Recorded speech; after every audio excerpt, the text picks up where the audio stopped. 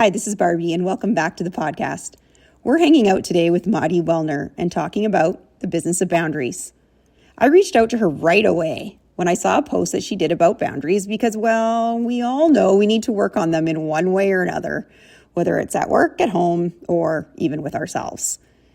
We're going to get into why so many of us struggle to set boundaries, how we put everyone else's needs ahead of our own, and why boundaries might actually be the most powerful form of self-care. We're also diving into practical ways to start setting them without feeling guilty, selfish, or like you're letting people down. Yikes, that's a tough one. Mari is a coach and a podcaster too, and I love her approach, her down-to-earth, real vibe. She also leads a super cool coaching group where you can custom pick what kind of support you need, because we all know what we need can vary big time from day to day. Let's get started. I'm so glad you're here. You're listening to the Real Talk Podcast, a place for you to come and learn things about the real stuff that you're going through. Not the bright, shiny stuff we see on everyone's feeds, but the gritty, messy parts in the middle that need to be heard to heal. You matter here, and you're not alone. I care about leveling up and helping you do the same. Whatever leveling up means to you, whether that's in business, performance, or parenting. Let's get started. Welcome to the show, Mari. Thank you so much for joining me. I am so excited to dig in, Barbie. Thanks for having me. Yeah, you bet. And today the topic we're talking about is boundaries. And we all know that we got to set boundaries. We know that these things are important, blah, blah, blah. We've heard it till we're blue in the face. But today we're going to really tackle what they are, what it looks like, and of course, like how to do it. So, Mari, when you're talking to your clients and things like that, how do you approach the topic of boundaries? Let's just dive right in and get started. So I always start, and I always like to share stories. I learn best when I hear a woman share her real life story, her real life experience, and we're not going to have the same experience, but so often as women, we're able to lean in and hear exactly what we need to hear through that story. For me, I just find it's easier to listen than here's 10 steps to the perfect boundaries and you'll never regress and you'll have it perfectly. And I think that even if you're talking to, if you take the same story and you just tell it to one friend or one client, they're going to naturally identify what matters to them most, right? Yes, I remember hearing, have you read Big Magic by Liz Gilbert? I have not, but I should probably, right? It's a great, great, great book. And she talks about how she wrote Eat, Pray, Love. And at one of the book signing events, a woman came up to her and said, when you shared about your abuse in your marriage and and Liz is like, there was no abuse in my marriage. Interesting. She misheard the story. But she heard what she needed to hear. Right. So even if the story isn't heard exactly as the storyteller intends, if you walk away from hearing a story, capturing what you needed to hear, bravo. It's a win. Yeah. It's a win. So how you and I got connected was on a Facebook platform, and I shared a story of one of my employees setting a boundary. Correct. Yeah. So I think I'd like to start by sharing that story, if that's okay with you. Sounds great. Yeah. So I've had my insurance agency since 2008, which is just insane. I'm not that old, but that's okay. And I started the business with nothing. And so was really scrappy, really in a hustle mentality, grinding my way from zero to where it is today. And while I was in that hustle and grind, I was very much a helicopter employee, a helicopter boss, really micromanaging the team. And I really wasn't even someone I wanted to hang out with. Really had my hands in everything. I can say now, I give my team much more autonomy to run the business, and everybody's happier and better for it. But back then, when we still had a relatively small agency, we would call our policyholders on their birthdays. And my office manager, her name is Caitlin, it was her responsibility to call the 10 or 15 people each morning and wish them a happy birthday. So just interrupt, a policyholder, those were your customers, essentially. Mm-hmm. Okay. Yep. Whoever had car insurance with us or home insurance with us or life insurance with us, we would do a search, whose birthday is it today, and give them a call. And at some point, I realized that Caitlin stopped doing this. Okay. So at some point, I could kind of hear how her day was getting started, and she was starting on just her tasks or her emails, and I wasn't hearing the birthday calls happen anymore. And so in our Monday morning individual meetings, I was that, helicopter boss. And I was like, I'm hearing that you're not. Got to keep control so that it's not. Yes. Like, oh my gosh, they're not doing it exactly how I told them to do it. And I said, I noticed that you're not making those birthday calls anymore. What is up? And she said, yeah, I'm not anymore. My plate is now full. I'm full for 8 hours a day, five days a week. And so if you would like me to continue doing those birthday calls, I'd be more than happy to. Just let me know what task you'd like me to not do instead. And I was like, what? What do you mean? All of the things that I told you to do. At the time, she was probably 25 too. A young, single, strong, amazing woman. And I was like, what? So that was my initial reaction. And then it was like when I sat back and realized what she did is just set this very clear, very direct, very honest boundary with me, her boss, so that we all could have realistic expectations of what she could do. It was like a light bulb went on for me when I say no. She didn't say to you, I'm not doing that. I don't have time. She said, what's the solution? Yeah, absolutely. I can definitely keep doing that for you if this is your priority. I chose other things, but if I chose wrong, no problem. And you make the direction, you tell me. Mm-hmm. And I thought, oh my gosh, granting women permission to say no in a way that's like, no, what else? But also just to set that boundary with an employer or a person of quote unquote power as a really brave.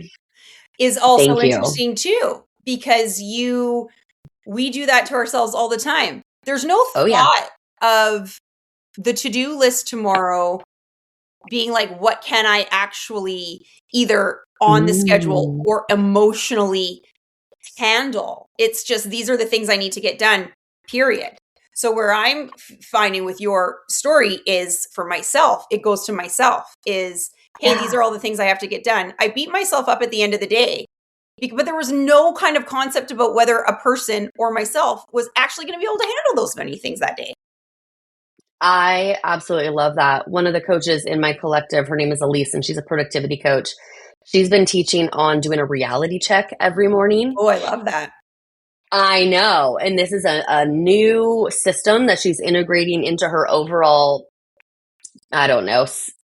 productivity framework. And it really is, instead of just jumping into our days, doing a reality check, 5 minutes, 10 minutes, what's going down, what's on my calendar, what's in my email, what's on my to-do list, and then do I have the capacity? Do I have the bandwidth? How am I feeling? Where am I at in my cycle? How am I emotionally? How am I mentally? Totally. All the things. And we don't do that, like you said, with ourselves. No, and we don't do exactly what your employee did back in the day. We don't sit there and say, okay, Mari, okay, Barbie, like you have these 18 things on your to-do list. Let's just even remotely remove the part that no human could probably physically accomplish them. Let's just even remove those. But if we're going to get all those things done, what else is going to knock off? And it's always the things that are in our best interest. It's always the, hey, get to the gym at 6:00. Hey, read that book that I've been meaning to get, or call that doctor and get that mammogram that I should be getting. Those are always the things that we knock off instead of just quietly thinking, what boundary do I even need to set with myself? Not just my boss, not just my partner, not just my kids. That's a real gem there, for boundaries. Absolutely. And it's like, what if the boundary you took away from this conversation with is prioritizing myself? When you do that morning reality check, or when you wake up and looking at your day, asking yourself, how am I loving on myself first? Like, how would that feel? How am I, even just setting that mammogram appointment, like you said, that literally might take let's say 15 minutes depending on hold time, right? Let's be real, yes. Okay. Yeah, it's not going to be a quickie quick, depending on your doctor and all the things. And how will you feel?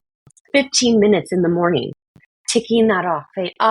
I had a boundary. I said I was going to do this very important thing for myself. And then to actually do it. And I love that this conversation is going this way, because to me, a lot of times I find with, my clients, friends, people I talk to, and I'm sure you're of the same way with your clients, is the whole self-care thing. Self-care, we're like, oh, I don't have time. I don't have time to go get a pedicure. That's not what we're talking about. We are talking about putting yourself on that to-do list. You have no problem saying, oh, my friend's not feeling well. I'm going to go drop something off for her. I'm going to bake a freaking whole lasagna for that friend because she's not feeling well, and I am going to go help her. How are you helping yourself today so that you can fill up and help other people? We're so trapped in that kind of thing in our to-do list. And I just love, with our tips, or 3 things that we're going to take out of this episode, is one of them, hey, let's put yourself on that to-do list. So let's, I sure we remember. Love that. I agree. I love that this conversation is going this way, because I have a bone to pick with self-care, and I have a bone to pick with some of the sayings that women have been fed. So I'm sure you and all of the listeners have heard the example of, like, you got to put on your own oxygen mask before you can help others. Right. Okay. I hate this. I really do, because I want us to dial it back. And what is it conditioning us to believe? It is conditioning us to believe that why do you put an oxygen mask on in the first place? It's to save your freaking life, right? Yes. Okay. What it's saying is that the only reason that you as a woman, because they don't tell this to men, the only reason that you should put on your oxygen mask on, the only reason to save yourself, is so that you can save other people. This is the conditioning. The conditioning is you can't pour from an empty cup. Right. Okay. So what that says is the only reason to fill up my cup is so I can pour. Right. What if I just want to fill up the cup to just fill up my cup? That's dead stop. Okay. Dead stop. Yeah. And the way I talk about this with my clients in the crew is, like, imagine if you have a cup and you just kept pouring. What happens? Like, it kind of gets to capacity. The water's going to spill out and splatter out, and there's going to be, what if other people just got the drips and the splatters? Like, what if you filled up so full that everybody's just getting the excess? And the other thing that, with us and women and givers is we're gonna help other people. Like, that's just a given. We don't have to worry about that. Well, that's the overflow that you're talking about. So I do love the analogy of, obviously we put our own oxygen mask on. Yes, we got to save our own life. Men, women, everybody, get it. The analogy of, you don't need to feel that you are worthy of putting the oxygen mask on to help other people, I think is what you're getting at mostly here. Yeah. You are worthy of having that oxygen mask on, whether you're helping other people or not. If it's something, if you're in the helping profession, as we are, which is coaches or mothers or women in general, you're always helping somebody else. You are entitled to have that self-care regardless of what you do with it after.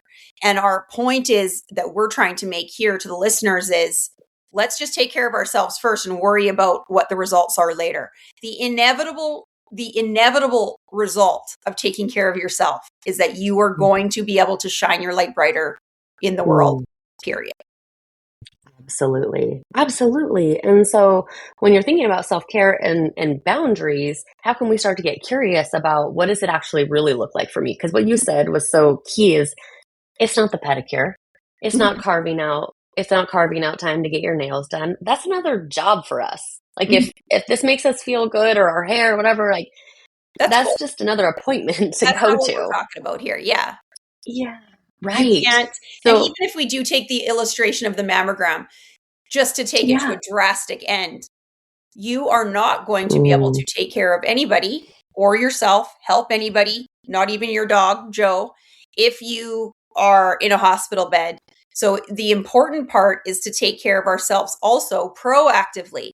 And that's something that, we had touched on before too. You don't need to run your life on fire, because a lot of the times we don't take care of ourselves until after it's a huge, massive problem. We take care of ourselves emotionally and physically. How about let's make it normal for us to do that before you get the stage 4 cancer diagnosis? Yeah, this is exactly what happened to me. Thank goodness, thank God, it wasn't that diagnosis. But, while I was probably about the same time Caitlin put me in my place with her boundary, Right. I was at the office working away, hustling, 10, 12 hours a day, sitting at my desk doing my thing. And all of a sudden, my heart started racing. My hand, like both my arms went numb, tingly, like a vice grip headache. And I thought, oh my God, I'm having a heart attack. Like, what? This is crazy. I've never experienced anything as terrifying as this.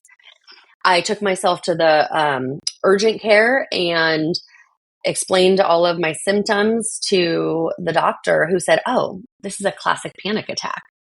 And I was like, do you know who I am? I don't do that. Yeah, that's weak. I'm not weak. Oh my, okay, you get it. Yes, you get it. That was my mentality. My mentality was slowing down, taking care of my mindset or my mental health or my emotional state was weak or pathetic. And the doctor, he prescribed, some pills to get me through, and then therapy. And I thought, what? And I went to therapy with my pen and paper and my little notebook. Because you got to get and it I right. was like, you don't want to screw it up. Give me the list. Give me the list. Yeah, I'm going to do it as fast as possible so I solve this problem and get out. That's what I used to be like too. And my therapist was like, "Oh, you poor thing. Yes. Like that's just not that. That's not how it works." And thank God. But back to what you're saying is, let's as human beings grant ourselves permission to take exceptional care of ourselves with ourselves before that happens. Before it becomes an emergency. And I think that we don't, if we're not being productive, if we're not doing something, if I'm not seeing the immediate result. So you in the counseling, and I've been there too. I've literally told a spiritual advisor that I was seeing. She said, you look like you're going through a lot. I said, honestly, let's just get it. She says, you're asking for too much from the universe. Cause I used to just be like, bring it on. I used to use the words, bring it on, because I just get through it as fast as possible. Okay. Well, the human nervous system, now that I've learned about this, that's not really how it works. So that's what she said. You got to slow down and have patience. Wow. Let's just get it done as fast. Oh my gosh.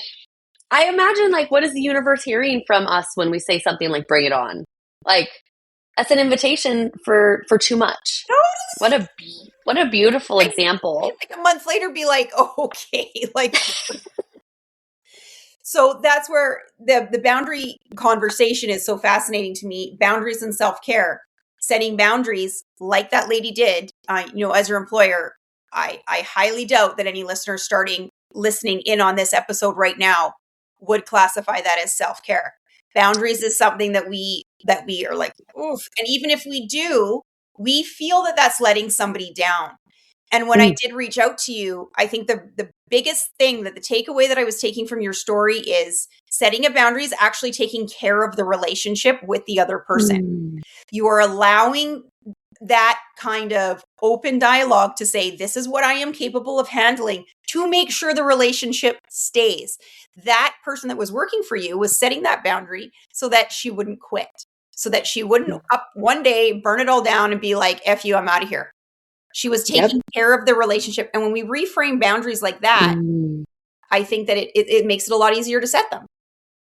Absolutely. I think we think boundaries are mean or make us come off as being too aggressive or too much or rude. And I think, another tip would be is you're probably going to feel that way because this is new and different. First couple times, like, yuck. You don't say no, right? Yes, exactly. Right. And so, one of the ways we can lean into this is practicing with like baby bitty boundaries. And maybe it starts with ourselves. right? With that, 5 minutes in the morning or whatever we're going to do for self-care, but then practicing saying no, not right now. That's I not, like that one. I like that one. hmm If hmm someone's having trouble setting a boundary, maybe that's a suggestion is I can't do that for you today, hmm maybe tomorrow, because I think that hmm sometimes maybe it is too much. If we're in a place right now where we're a super people pleaser and we never say no to mm anybody, maybe that's a suggestion. Maybe you can give some suggestions about Yes. little, I like that, little baby boundaries, because you're like, let's just get out the door and just do a little bit today. Right. And even another, like, let's say you don't want to do it. Not today, tomorrow isn't going to feel good. So you could say something like, oh, I am unable to do that. I can't do that for you today, but you know what? I know the perfect person who could. Oh yeah, pawn it off on someone else. Love this.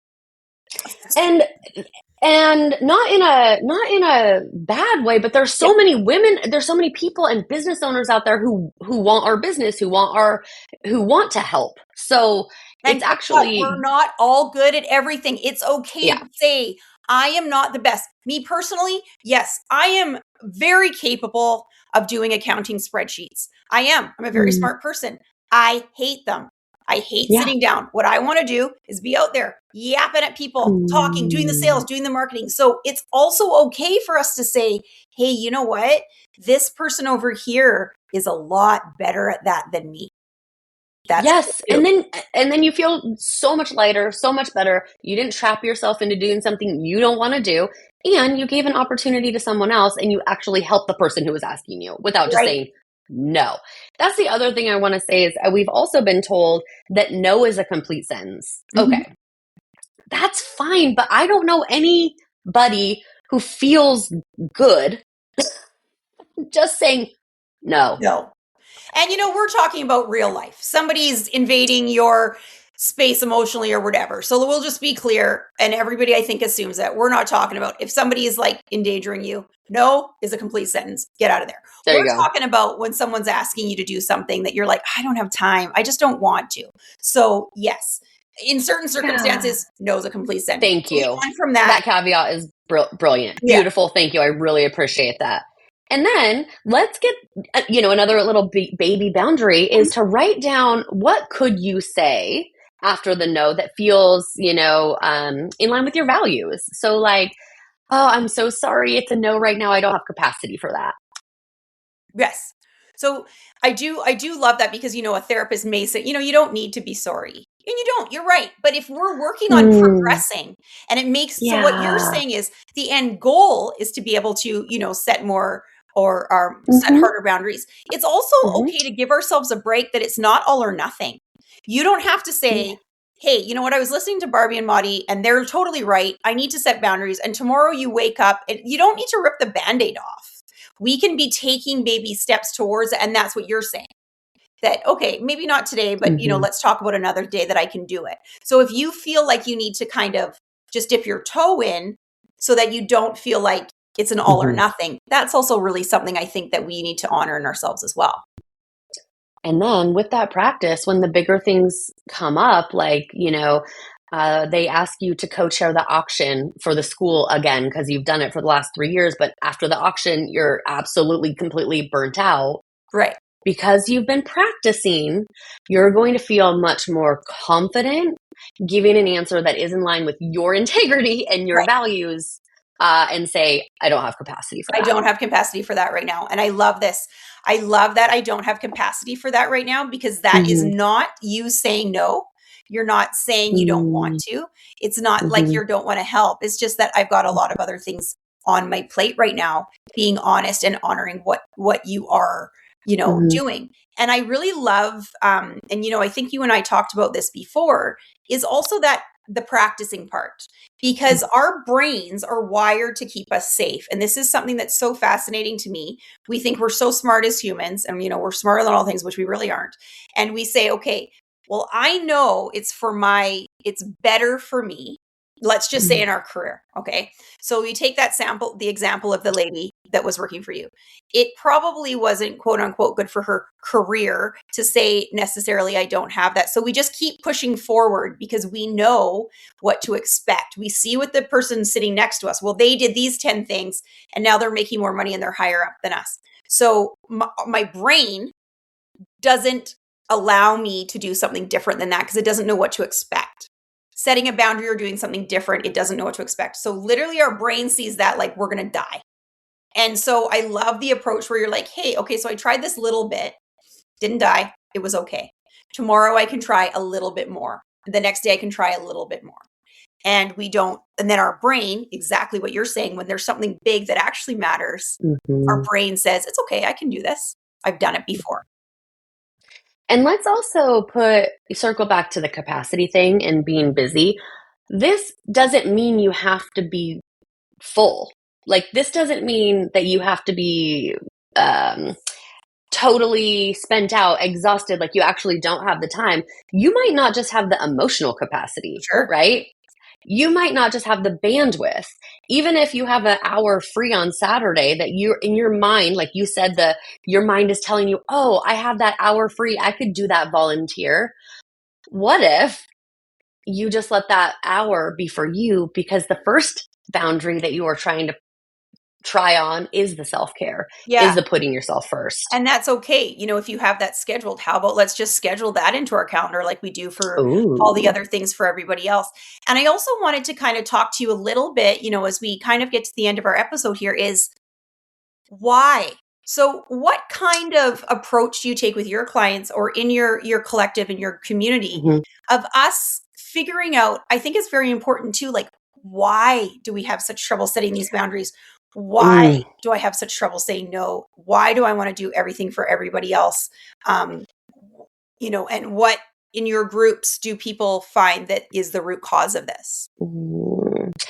Honestly, my initial instinct is going to say it's going to be a personal answer.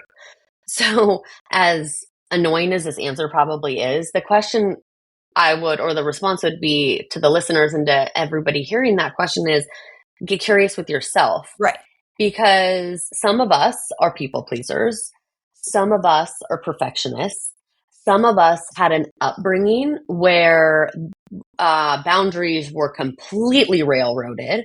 So I think our past and lived experiences, our conditioning, the social construct that we all grew up in is what morphed us into believing that boundaries are rude, boundaries are selfish. And so this conversation is, I think, an invitation to get curious with yourself. Why do you think you have such an issue with boundaries? And how can you take that baby step? And setting the boundaries, setting the boundaries that matter to you. Because I think a lot of times we trap ourselves into, reading all the self-help books, doing all the things. And you're like, okay, so my intuition knows I need to set boundaries.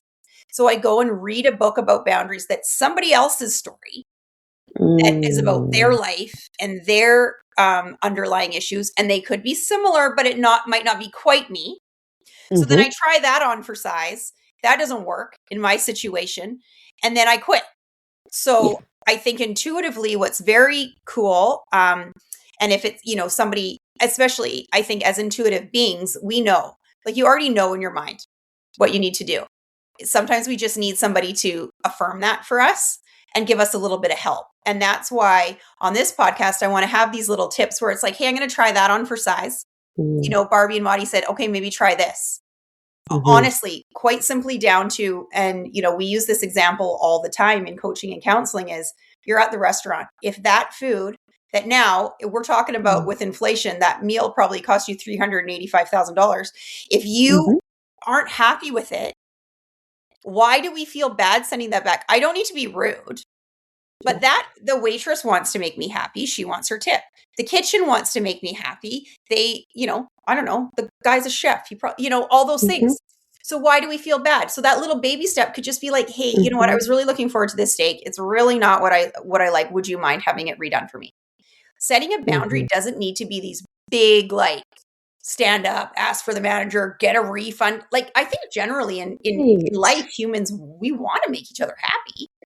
Yes, absolutely. Asking for what you need, Asking for asking help. for what you want, asking for help is a great boundary to start. To start with, inside the crew, our theme for May is Be Bold. That's our theme, our overarching theme. And one of the members said, this isn't like a really crazy big, bold move, but I asked our VRBO to check in 4 hours early. And I was like, that is a bold move, because if it makes you feel uncomfortable, if it makes you feel needy or like you're too much, for one woman, it might not feel like a I was just bold going to move, say but that. if it is for you, Yeah. then it is a bold move. And guess what? The VRBO person gets to hold their boundaries in whatever capacity they need to at the time. She And was you like, oh my always, God, it was so, right? and you can always But ask. to one woman, like you're saying, and I think that is a perfect example. And then that leads us perfectly into your program, which I'm fascinated and obsessed by. But your one, like being bold, that the theme or brave or whatever we're talking about, we always want everybody to understand that is different to everybody, and that's okay. It also could be different for the same person on a different day. Oh, that's good. Right. Some days you can handle, and you're just like, oh my God, this was nothing last week. Why? And that's okay. Give yourself That's a break. good. That's okay. So I want to hear a little bit. Let's chat a little bit about your crew, because this is awesome. And I want everybody to listen up about this, because this program that Mari has put together is fascinating. You pay your fee once a month, but you get these different experts. This I love, because just like what we're saying, 1 month, maybe you need more support on your emotional stuff with your relationship. Maybe next month you need more support with your business. And what she's built is this platform where you can take all of that or some of it, depending on the month that you're going through. So tell me a little bit about the program, and what my listeners can get out of it. And you're so passionate about, when we first started talking about it, you like literally lit up like a Christmas tree. So let's hear about it. Oh my gosh. Thank you so much for the opportunity to share, because personal growth and development is something I'm so passionate about. And I've invested tens of thousands of dollars into coaching. And I've found this really curious thing out there in the self-help realm, is that usually you hire one coach at a time, right? You hire, because it's expensive. So you hire your business coach, and your business coach is going to help you dial in. And then you get through that program and you're like, oh, my mindset's kind of off. Like I know how to scale, but my mindset's kind of funky. So then you hire the mindset coach, and you get the mindset dialed in, and then you think, oh my gosh, my productivity or your system, and there's always something. And as women, we are not siloed. Our growth and our needs are not these perfect silos. We're integrated. We are this beautiful tapestry of what we need at different moments of our life. And I thought, what if instead of having to hire those individual coaches at different times, what if we created a coaching collective where I brought together the best of the best? So, these to hire these coaches, it'd be at least $10,000 on your own, the best of the best. And they came into the crew and they coached in their niche. So we have the business coach, we have the relationship coach, the mindset coach, the productivity coach, and the health and well-being coach. And then I help with inspo and goal setting. And they all coach for 2 hours a month. So members get 20 hours of live coaching. Now, like you said, Barbie, the invitation is not to come to everything. It's just to come to what you need, but it's there for you month after month. And instead of charging, I don't know if you know how $5,000 a month this would cost, we charge $97 a month. So you get access to everything. So some months I could use 20 months, some months I could use 2 months or whatever. You could use like 2 hours. And yes. I love this. Now, do the coaches also, so one of my other questions was, do the coaches talk to each other? Because I also find like sometimes I do love, for example, a similar situation, where I go for my chiropractor, but I go to my chiropractor, my registered massage, and my physio all in the same office, and they can all check the same file. So is this something that they work together as well with my... So this is group coaching. And so we don't get together and discuss individual members. We do get together and have faculty meetings. And the faculty coaches are members. So you will see a faculty, you will see Molly, who's our health and well-being coach, you will see her at a session with Sarah, our leadership coach, because what our coaches also do not subscribe to is the guru mentality I of, love this. We I've got it all figured out. always learn I from don't, everybody.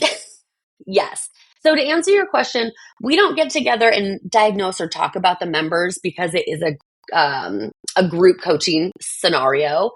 We do get to know each other that way, but we show up for each other. And then when Mindy is coaching on mindset, she's then able to say, you want to know who you should go talk to? You should go talk to Amy on relationships with Love this. Because this. so it's more of that kind of integration versus specific member integration. And I do love this too, because I always say to, my clients and listeners too, we always subscribe to this like, oh, there's business and personal. No way. Business No. is so personal, especially when you're running your own business. And especially if you have a partner.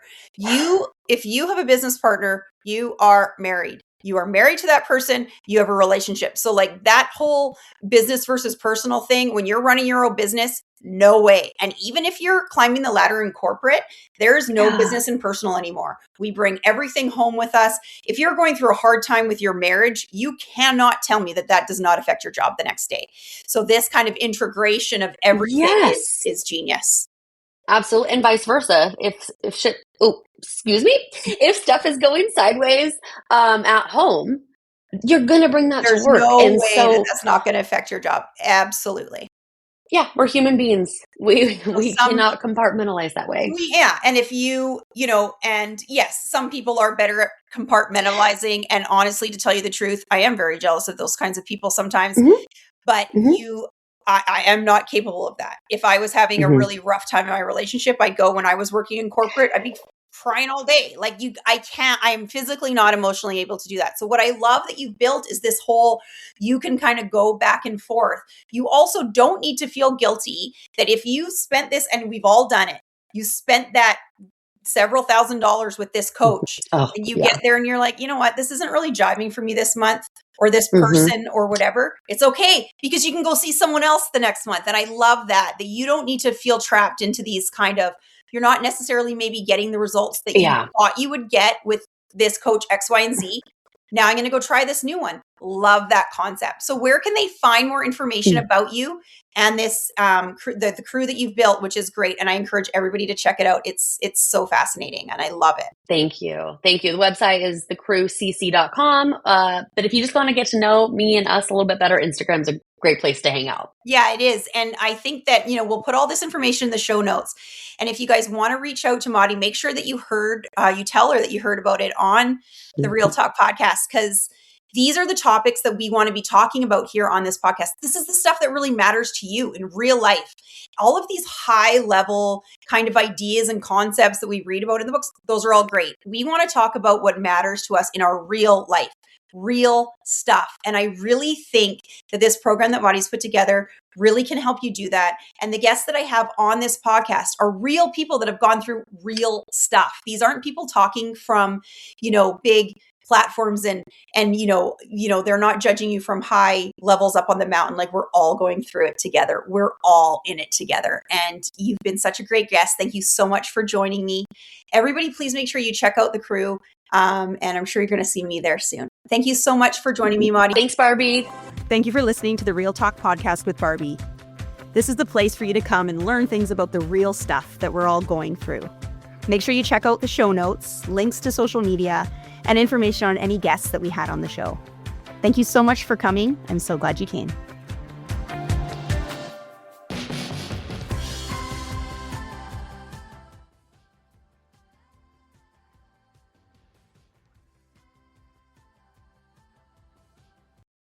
Most people overpay for car insurance, not because they're careless, but because switching feels like too much hassle. That's why there's Jerry, your proactive insurance assistant. Jerry compares rates side by side from over 50 top insurers and helps you switch with ease. Jerry even tracks market rates and alerts you when it's best to shop. No spam calls, no hidden fees. Drivers who save with Jerry could save over $1,300 a year. Switch with confidence. Download the Jerry app or visit jerry.ai/Libsyn today. That's JERRY.ai/LIBSYN. You already know Dad doesn't actually want another tire watch. So this Father's Day, gift him the tender, juicy taste of his favorite cut of steak from Omaha Steaks. Their high-quality steaks and proteins are perfect for summer grilling. Plus, you'll get an extra $35 off with promo code AUDIO at checkout. Omaha Steaks is a family-owned company with over 100 years of expertise in the meat industry. That means premium meats for premium dads. Every steak is flash frozen and vacuum sealed at the moment of peak freshness, so every bite is as delicious as the day it was carved. Try the fan favorite Butcher's Cut Filet Mignon that has earned the coveted distinction of USDA certified very tender. Give the dads in your life something to savor. Visit omahasteaks.com and get an extra $35 off with promo code AUDIO at checkout. That's omahasteaks.com and get an extra $35 off with promo code AUDIO. Terms apply. See site for details.